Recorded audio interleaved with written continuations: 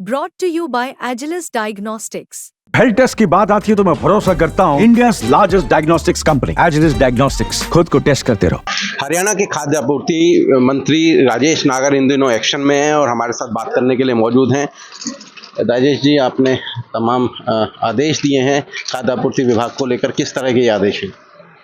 देखो, मैंने ये आदेश दिए हैं कि कोई भी गरीब व्यक्ति को जो हमने राशन देने का जो एक वादा किया कि सभी गरीब को राशन मिले, उसी के तहत कोई भी अगर गड़बड़ी मिली तोल में या उसको राशन देने में या समय पे नहीं मिलने में, तो जो भी डिपो होल्डर होगा उसके खिलाफ सख्त कार्रवाई की जाएगी। चंडीगढ़ में मीटिंग हुई थी, क्या यही एक मकसद था या इसके अलावा भी कुछ और हिदायतें दी गई हैं उन्हें? देखो, हमने उसमें 2-3 और कदम उठाए कि भाई हर एक डिपो होल्डर की दुकान में सीसीटीवी कैमरे लगने चाहिए, जिससे कि उसकी मॉनिटरिंग हो सके और उसकी मॉनिटरिंग भी जिला स्तर पे या चंडीगढ़ स्तर पर हो, जिससे कि कल को कोई ये कहता है कि मुझे राशन नहीं मिला या मेरे अंगूठे लगा लिए उसके बाद भी राशन नहीं मिला, तो उसको हम कैमरे के थ्रू चेक कर सकते हैं कि भाई कब आपने इसको राशन दिया, किस समय पे दिया, किस दिन दिया, तो उससे वो गड़बड़ियों पे हम रोकथाम या चेक लगा सकेंगे।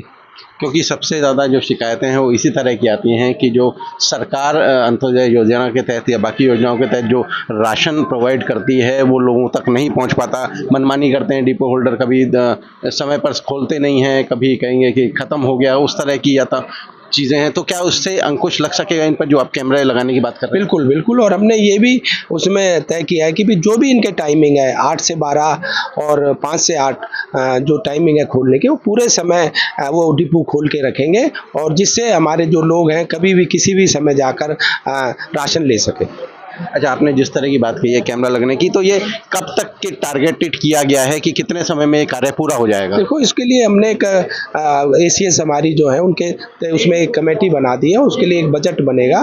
बजट के बाद जो भी उसके एस्टिमेट बनेंगे, जो भी टेंडर होंगे, उसमें टेंडर प्रक्रिया में जाएंगे और जो जितना समय वो लगता है लेंगे उतने समय में के अंदर अंदर हम इसको चालू करवा देंगे। अच्छा, एक चीज़ और देखी गई है कि कुछ डिपो होल्डर जो कई जगहों के डिपो चलाते हैं, क्या उस पर भी कोई कार्रवाई होगी? उस पर भी कोई चेक एंड बैलेंस बनेगा? तो हमने ये तय किया है कि एक परिवार के सदस्य के पास एक ही, उस परिवार में एक ही सदस्य को डिपो मिले और अगर उसके ज़्यादा एक परिवार के सदस्य हैं तो उनके डिपो को कैसे हम उसको चेंज करा सकें या ट्रांसफ़र करा सकें, उसके लिए हम एक कदम उठा रहे हैं। तो क्या उनसे बाकी जिनके पास ज़्यादा डिपो जो संचालित कर रहे हैं, क्या उनसे सरेंडर कराए जाएंगे? उसके लिए देखते हैं क्या प्रक्रिया अपनाई जाएगी, जिससे कि भाई एक परिवार को के सदस्य को एक परिवार में एक सदस्य को मिले, ज़्यादा सदस्यों को ना मिले। उसके लिए हम देख रहे हैं किस तरह से उसको हम बदल सकते हैं या चेंज कर सकते हैं। अच्छा, एक चीज़ और आप बता रहे थे कि किस तरह से लोगों को पता लग पाए कि टाइमिंग क्या है, उसके लिए भी आपने कई नई चीज़ें खोजी हैं। देखो, एक SMS के थ्रू हम उनको भेज रहे हैं कि भाई SMS के थ्रू उनको पता लगे भाई इस समय ये चावल मिलेगा, इस समय आपका गेहूं मिलेगा या इस समय बाजरा मिलेगा, तेल मिलेगा, जो भी सामग्री है। उसके बाद एक WhatsApp ग्रुप भी बनाया गया है। उसके अलावा गांव में चौकीदार के थ्रू मुनादी करने का भी प्रावधान रखा है और गुरुद्वारे मंदिर से भी शहरों में और कॉलोनियों में हम घोषणाएं करेंगे भाई इस समय से इस समय आप राशन ले सकते हैं।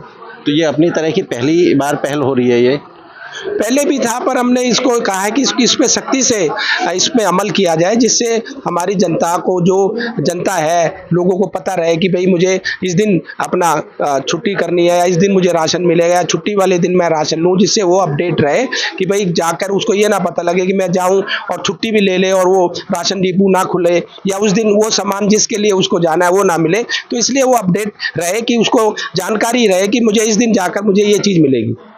अच्छा, केंद्रीय गृह मंत्री से मिले आप, तो किस तरह की बातें डिस्कस हुई प्रदेश को लेकर या किसी तरह का मार्गदर्शन मिला? शिष्टाचार भेंट थी और कई चीज़ों के लिए हमने बात की और उस पर मुझे अच्छा उन्होंने मौका दिया, समय दिया मिलने का, उसके लिए मैं उनका धन्यवाद भी करता हूँ। प्रदेश के लिए कोई, प्रदेश की भलाई के लिए कोई चर्चा हुई? ऐसा नहीं, एक शिष्टाचार भेंट थी। तो ये थे हमारे साथ खाद्य आपूर्ति मंत्री राजेश नागर, जिन्होंने अब आदेश दिया है कि जो खाद्य आपूर्ति विभाग में किस तरह से जो सरकार की योजनाएं हैं, किस तरह सरकार जो राशन प्रोवाइड कर रही है वो लोगों तक पहुंचे, और जो डिपो होल्डर हैं वो कई बार जो मनमानी करते हैं वो मनमानी ना कर पाए। हरियाणा तक के लिए फरीदाबाद से सचिन गौड़।